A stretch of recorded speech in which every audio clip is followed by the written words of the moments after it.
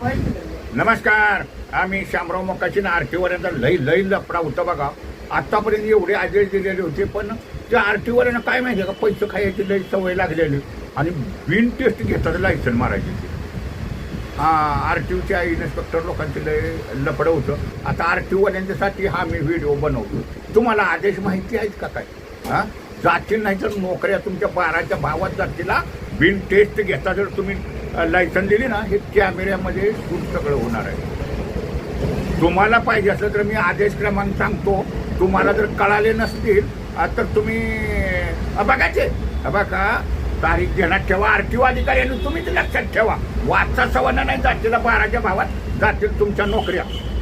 तारीख 26/11/2014 रोजी परिवहन आयुक्तांनी एक तुम्हाला अहवाल पाठवलाय बघा, आणि त्याचा जावक क्रमांक आहे 200112.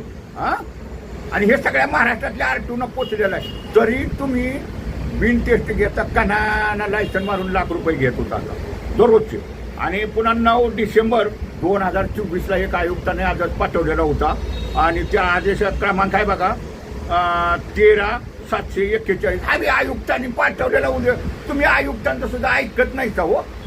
तुमच्या नोकऱ्या गेल्याशिवाय तुम्हाला गोड वाटणार नाही.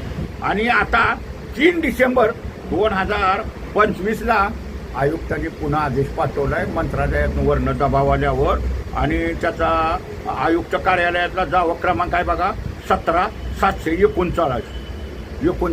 आरटीओच्या इन्स्पेक्टर लोकांनी बघा, जर तुम्ही दाबून हा आदेश ठेवलासा आणि काम नाही केलंसा, तुमच्या नोकऱ्यात जाणार आहेत. कारण त्याच्यात तुम्हाला टायमिंग दिलेलं आहे. आणि 2 व्हीलरला टेस्ट देताना तुम्ही जाणार ना, ज्याला कुणाला टेस्ट द्यायची आहे, हे अपॉइंटमेंट आहे बरं का, अपॉइंटमेंट. हे स्लॅब आहेत. आता अशा मनमानी टेस्ट घेता येणार नाही त्यांना कुठल्याही.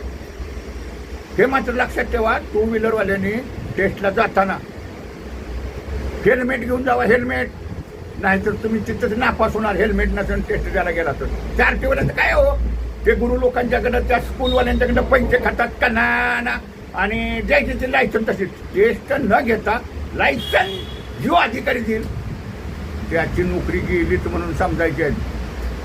आरटीओच्या अधिकाऱ्यांनी तुम्हाला आता मी हे नंबर सांगितलेत ना आदेशाचे, बघा जावा तुम्ही वाचता सवन.